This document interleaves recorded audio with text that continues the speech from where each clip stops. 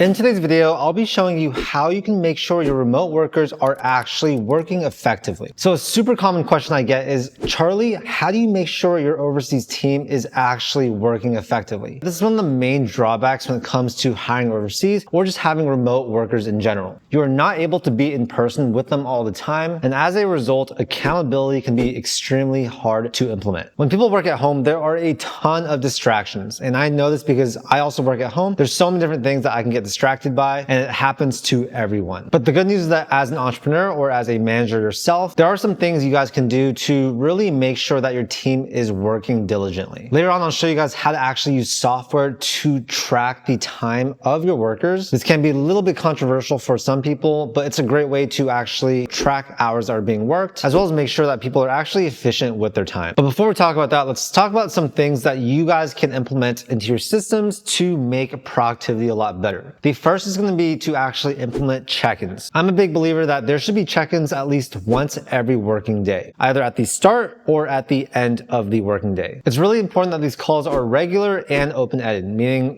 they can ask you questions, you can ask them questions, and it really is a more collaborative meeting. I highly suggest implementing this into your business's systems, as it's really going to increase productivity as well as positive outlook from your employees. The other way you guys can really hold people accountable is by having a lot more communication. So not just these one-on-one calls, but communication over platforms like Slack. The reason why these messaging platforms are so much more effective than things like email is because it basically means like you can text someone, right? Like it's all real time. With email, you'll send an email, someone will respond maybe in 30 minutes or so. But with messaging, they are there. You can see when they are typing. So it feels a lot more collaborative. I also recommend having your employees do some type of end of day report. At the end of every working day, they'll basically provide some type of document or text showing what they did, what needs to be done, and their thoughts about the working day. As you guys can see, everything we're doing is to just have more accountability. If your worker doesn't do anything during the working day, they're not going to have anything to write on that end of day report. And so yeah, we found that this is extremely effective. And now let's talk about some software that you guys can actually use to track the hours worked for your team. Now, I've been using Hubstaff for a few years now. I think it is one of the best time tracking platforms out there, and I will recommend it to everyone that I meet. We'll have a link down below. You guys can basically follow along, and I'll show you guys how you can set up time tracking for your overseas or remote employees. So basically, the first thing you're going to do is come here and click free 14-day trial. I do like Hubstaff because they do have this free trial for you guys to test out the software. What you'll do is you'll enter in your full name, your work email, and then a password, and you'll create an account. So after that, you're going to come here to people, and you're going to go to add members, and you're going to invite your workers. So we're going to put the email for our worker. We'll say test@test.com. We can set a pay rate directly on Hubstaff if we want. This is optional. You don't need to do it.